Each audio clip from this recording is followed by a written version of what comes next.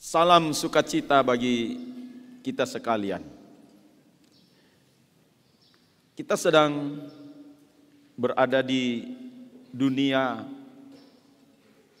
yang mungkin di samping kiri kanan kita, muka belakang, tetangga, di kota, luar kota, di bangsa dan di bangsa-bangsa, mungkin kita melihat sesuatu yang terjadi begitu saja,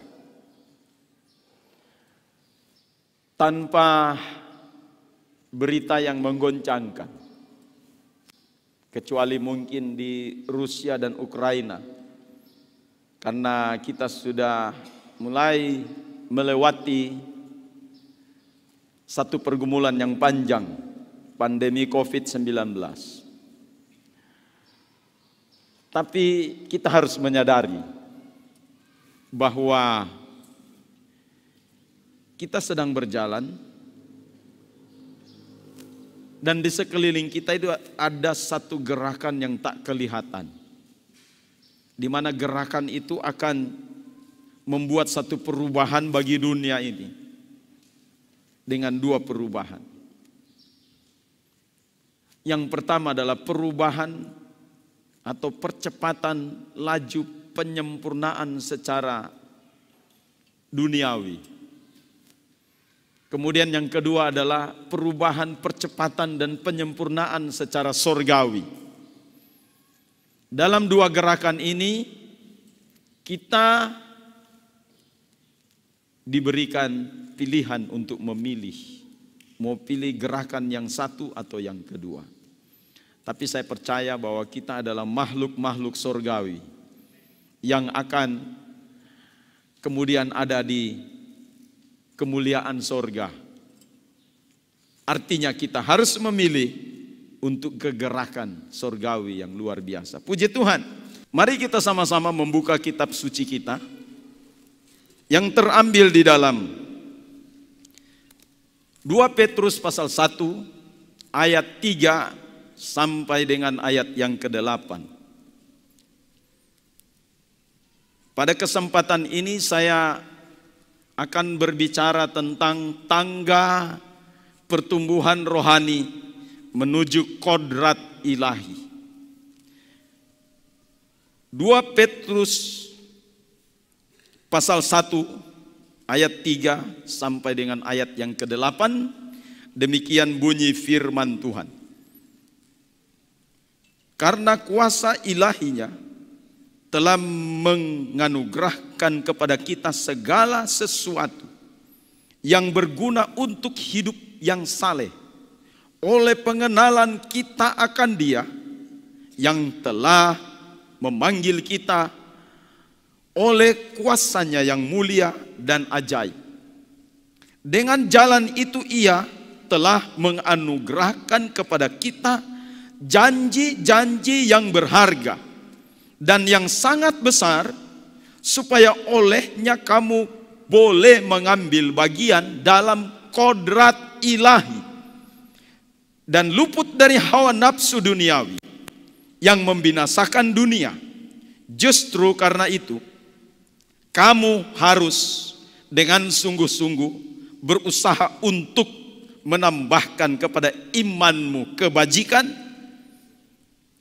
dan kepada kebajikan pengetahuan, dan kepada pengetahuan penguasaan diri, dan kepada penguasaan diri ketekunan, dan kepada ketekunan kesalehan, dan kepada kesalehan kasih akan saudara-saudara, dan kepada kasih akan saudara-saudara kasih akan semua orang. Sebab apabila semuanya itu ada padamu, dengan berlimpah-limpah kamu akan dibuatnya menjadi giat dan berhasil dalam pengenalanmu akan Yesus Kristus Tuhan kita. Puji Tuhan, sebelum lebih jauh saya menguraikan ayat ini, karena melihat poin-poin yang sudah dibacakan tadi, ini membutuhkan pemberitaan atau khotbah yang bersambung. Jadi dalam beberapa waktu ke depan saya akan mengangkat topik ini, tangga pertumbuhan rohani menuju kodrat ilahi.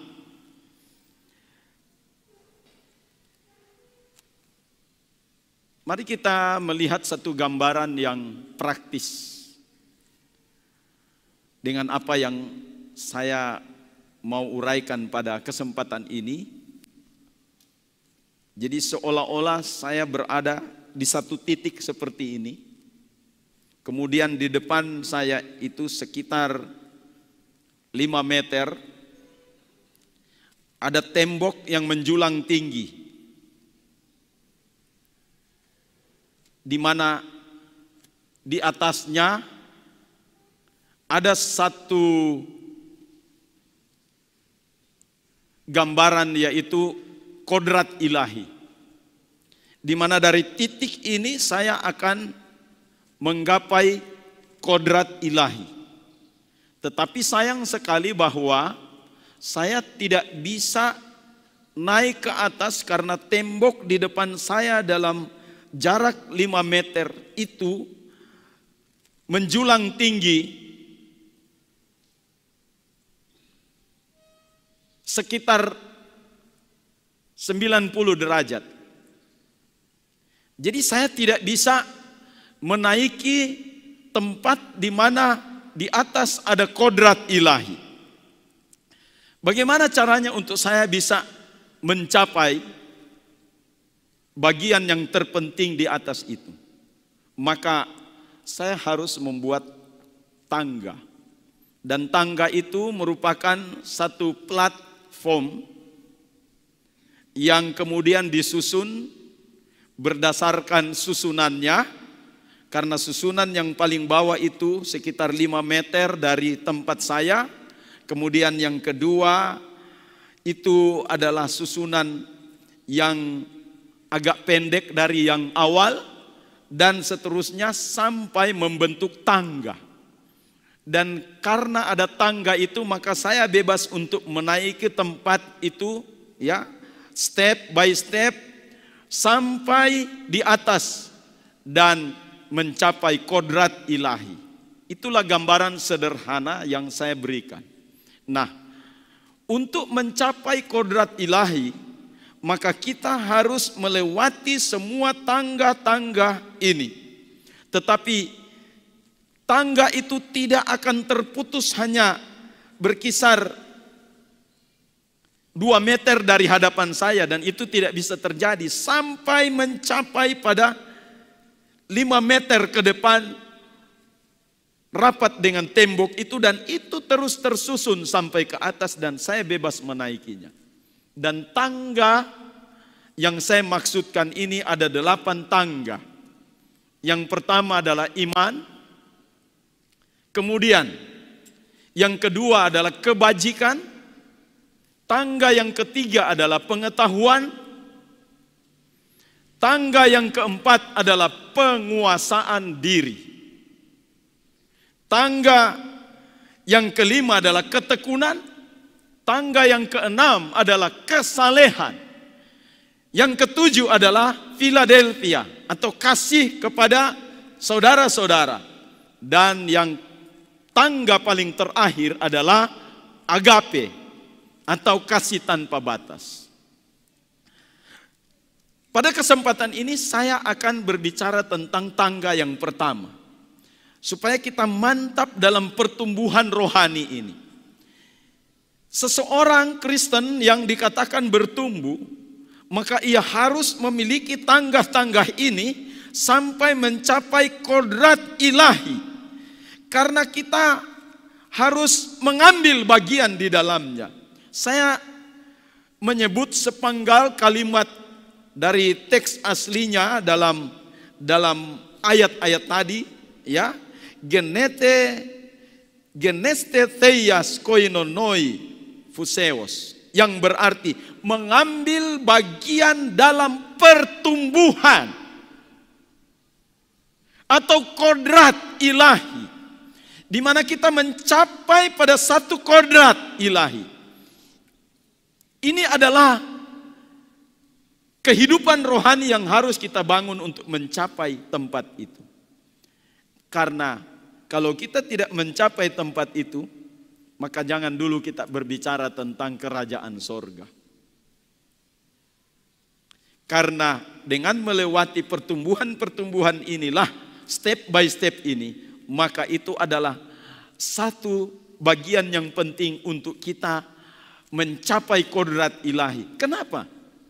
Karena di sorga, orang-orang yang ada di sorga nanti adalah orang-orang yang memenuhi standar di dalam kodrat ilahi. Dan kalau orang Kristen tidak mencapai standar kodrat ilahi, mana mungkin dia berada di dalamnya? Ia akan menjadi orang asing di sorga nantinya. Tidak terbiasa dengan hal-hal yang sorgawi. Karena apa? Kebiasaannya adalah kebiasaan duniawi.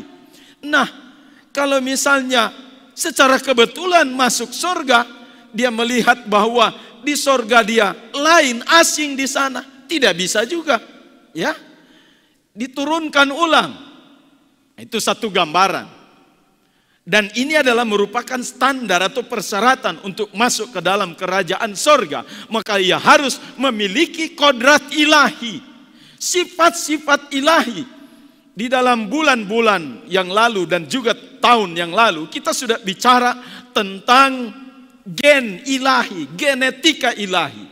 Kita ini dilahirkan, terlahir dalam kelahiran rohani, itu mengandung genetika ilahi. Lahir dari Allah.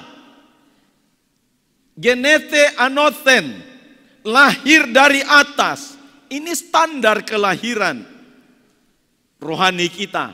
Sehingga kita juga harus bertumbuh di dalam kerohanian ini. Baik, kita mulai dengan iman. Satu istilah yang selalu familiar dalam kekristenan kita adalah iman. Tapi entah kita memahami secara utuh tentang iman itu atau tidak, tapi ini kata-kata ini familiar di dalam kekristenan. Bahkan di seluruh agama juga ada yang mengambil istilah iman. Dan di dalam Kristen kita kenal dengan iman Kristen. Nah sekarang, kalau kita sudah familiar dengan kata ini, maka pertanyaan selanjutnya, apa iman itu? Anda beriman kepada siapa? Ya tentunya kepada Tuhan. Tapi bagaimana proses berimanmu kepada Tuhan? Jangan salah. Ya, nah ada satu definisi yang paling cocok untuk kita lihat kalau kita bicara mengenai iman Kristen. Itu terambil di dalam Ibrani pasal 11 ayat 1. Hampir semua orang Kristen sudah menghafal ayat ini. Dan sebagian besar dari pendeta-pendeta sudah menghafalkan ayat ini. Iman adalah dasar dari segala sesuatu yang kita harapkan dan bukti dari segala sesuatu yang tidak kita lihat. Ini definisi iman di dalam Ibrani pasal 11 ayat yang pertama. Jadi kita melihat di sini bahwa iman itu didasari dengan satu pengharapan. Satu pengharapan, berharap kepada Tuhan. Artinya kita menggantungkan diri, kita mengharapkan seluruh kehidupan kita kepada Tuhan. Hanya Dia satu-satunya yang bisa menolong kita. Nanti bagian berikut saya akan menjelaskan tentang definisi ini. Nah, dari definisi ini maka kita akan memunculkan satu kata tentang kata percaya. Dalam teks aslinya itu disebut pistis. Pistis itu satu kepercayaan yang kemudian menggantungkan harap kita hanya kepada Dia saja. Siapa itu Dia? Tuhan. Jadi orang Kristen dalam imannya itu beriman kepada Tuhan. Pertanyaan yang kedua, siapakah Tuhan itu? Banyak orang Kristen yang sudah familiar dengan kata iman, tapi barangkali kita harus merenungkan tentang bagian yang penting ini. Banyak kekristenan yang tidak memahami tentang Tuhan yang ia sembah. Ataukah ia menjadi seorang Kristen yang hanya dicatat di kartu tanda penduduk? Maka ia disebut Kristen KTP. Atau kita menjadi Kristen karena kelahiran kita. Dan kita bertumbuh di dalam manusia kita. Kemudian kita menjalani setiap aktivitas kita. Dan tanpa kita tahu siapakah Tuhan itu. Banyak sekali orang-orang Kristen yang terus bertanya, siapakah Tuhan itu? Ini orang Kristen yang di kartu tanda penduduknya, tanda pengenalnya itu Kristen. Tapi dia juga ada pertanyaan dalam seumur hidupnya, siapakah Tuhan itu? Nah, ini yang harus kita jelas supaya iman kita, dasar kepercayaan kita, dasar pemahaman kita supaya jelas. Mungkin secara simpel, ya dia Tuhan Yesus. Yesus itu Tuhan. Ya benar. Tapi kalau kita diperhadapkan dengan orang-orang yang mempertanyakan secara kritis, kemudian ia menjelaskan seolah-olah logis, masuk akal. Nah, di sini banyak orang Kristen yang terjerumus kepada pemahaman yang kemudian salah karena dasar iman Kristennya tidak benar. Saya akan menjelaskan pada kesempatan ini untuk beberapa menit ke depan tentang bagian yang sangat penting ini. Siapakah Tuhan itu? Ya. Sejak Kejadian pasal 1 ayat 1. Ini kitab kita di dalam kitab yang pertama, pasal yang pertama, ayat yang pertama, itu sudah ada sebutannya. Pada mulanya Allah menciptakan langit dan bumi. Itu ada kata Allah di situ. Ini siapa Allah itu? Ini pertanyaan selanjutnya. Maka kita lihat di situ dalam kaitannya dengan teks aslinya. Bereshit bara Elohim et hasyamayim ve et haaretz. Saya mengangkat kata Elohim. Elohim dalam tulisan-tulisan Musa ini menunjuk kepada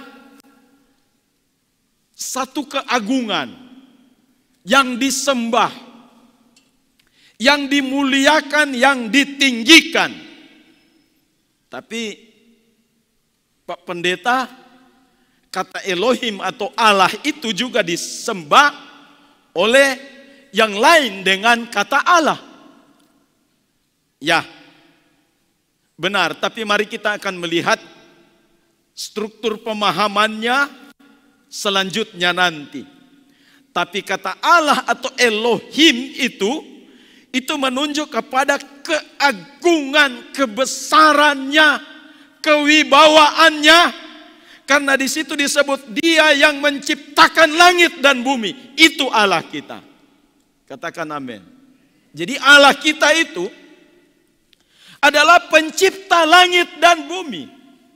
Maka muncul lagu di dalam Kristen. Dia ciptakan seisi dunia, atur segala masa. Allahku Maha Kuasa. Elohim. Jadi sebagai orang Kristen kita meyakini bahwa yang kita yakini itu Allah yang luar biasa. Yang memiliki derajat yang sangat tinggi. Yang dihormati. Dikhususkan. Haleluya. Nah kita lihat lagi dalam bagian yang berikut. Ini adalah merupakan satu sebutan yang menunjukkan tentang Allah itu maha mulia, maha kuasa. Jadi sebagai seorang Kristen, kita meyakini tentang Dia yang kita percayai itu, Dia Tuhan yang luar biasa, yang maha kuasa. Tapi kadangkala bertentangan dengan logika kita. Logika kita telah membunuh kealahannya di dalam kehidupan kekristenan kita. Kenapa? Karena kadangkala logika kita yang dominan. Memang kita percaya bahwa Allah maha kuasa. Tapi kadangkala logika kita membatasi tentang kemahakuasaan Allah. Kalau kita bicara iman, maka kekuatan Allah di atas dari logika kita. Karena logika manusia itu terbatas. Tapi Allah tak terbatas adanya. Yang kedua, waktu Tuhan menampakkan diri kepada Musa dalam panggilannya. Di situ di dalam Keluaran pasal 3 ayat yang ke-14. Waktu Tuhan menampakkan diri kepada Musa untuk mengutus dia sebagai pemimpin supaya bangsa Israel terbebas dari penjajahan dalam kurun waktu 430 tahun. Maka Musa bertanya, siapakah? Saudara bisa membayangkan Musa ini adalah anak yang diangkat dari air dalam pertumbuhannya dan dia merasakan sesuatu yang berbeda dalam pandangan-pandangannya. Dalam kurun waktu 40 tahun dia dididik di istana Firaun di Mesir dengan ilmu-ilmu yang luar biasa. Tapi di dalam darahnya itu mengalir satu iman kepada Tuhannya. Dan di sini dia bertumbuh berkembang. Dan karena itu Tuhan tahu hatinya, Tuhan memanggil dia sebagai seorang pemimpin untuk mengutus dia sebagai pemimpin yang akan memimpin bangsa Israel itu keluar dari Mesir. Kemudian dia bertanya, supaya saya menjadi yakin sebagai seorang pemimpin, siapakah engkau? Nah ini kejujuran dari seorang Musa. Dia tidak mau melangkah hanya dengan berdasarkan sesuatu yang masih ragu dan dia harus membutuhkan kepastian. Karena dia mau membawa begitu banyak orang-orang umat ini untuk tinggal di satu tempat yang baru. Untuk menjalani new normal life. Kehidupan yang baru. Ini tidak mudah dan ini tidak gampang. Dengan pengetahuannya yang ia sudah dapatkan 40 tahun, ia merasa tidak berarti apapun. Ia memang sudah belajar mengenai ilmu kepemimpinan di istana Firaun. Karena memang mereka-mereka yang seperti itu harus dididik untuk menjadi pemimpin di masa yang akan datang. Tapi ia merasa tidak cukup untuk hal itu karena ia tahu sendiri bangsanya dari latar belakang apa. Ia tahu bangsanya ini sudah terbiasa untuk meyakini satu kekuatan yang lebih hebat dari manusia. Maka ia meminta petunjuk yang memanggil dia. Supaya ini menjadi fix. Menjadi selesai di dalam panggilannya. Apabila ia bertemu dengan bangsa Israel. Siapakah engkau? yang mengutus aku ini. Bagaimana saya mau menjawab pertanyaan mereka jika mereka berkata, siapa yang utus kau? Maka Tuhan berkata begini, bilang saja begini, Ehye, Eser, Ehye. Yang artinya, aku ada yang aku ada. Jadi sebenarnya ini menunjukkan tentang Dia Allah yang ada di mana-mana. Keberadaannya. Walaupun di mana saja itu Dia pasti ada. Maka di dalam iman Kristen maka muncul lagu ingatlah Allah ada. Dalam bayang-bayang maut Ia ada. Sebab itu tak perlu ku takut karena Yesus besertaku. Ini diambil dari sini. Nah, kita harus tahu bahwa Allah itu ada di mana-mana. Yang menyertai kita, tetapi karena Allah itu dia punya keadaan kodratnya yang tidak bisa bersentuhan langsung dengan manusia. Karena kalau manusia bertemu langsung dengan Tuhan, muka dengan muka, hangus manusia. Apa yang terjadi? Ia membuktikannya dengan begitu banyak penyertaan, mujizat Tuhan. Di mana kita tahu bahwa Allah ada, mujizatnya terjadi. Di mana bangsa Israel tahu bahwa Tuhan beserta dengan mereka. Laut Kolsum, Laut Merah terbelah dua. Di mana lagi mereka tahu bahwa Tuhan beserta, air di Mara yang pahit menjadi manis. Di mana Tuhan beserta, Sungai Yordan bisa terhenti sejenak untuk bangsa Israel menyeberang ke tanah Yeriko. Dan begitu banyak mujizat yang luar biasa. Di mana lagi air menjadi darah. Di mana lagi 10 tulah diberikan untuk mengkonfirmasi kehadiran Tuhan. Maka dari itu muncul kalimat yang penting di dalam bangsa Israel sampai hari ini. Istilahnya begini. Fehu haya, fehu hofe, fehu yihye, betif ara. Dia yang sudah ada. Dia yang sementara ada. Dia yang akan datang. Kemuliaan untuk selama-lamanya. Makanya Rasul yang menulis kitab Ibrani itu, ya, dan saya yakin bahwa yang menulis kitab Ibrani adalah orang Ibrani dan kecenderungannya adalah Paulus.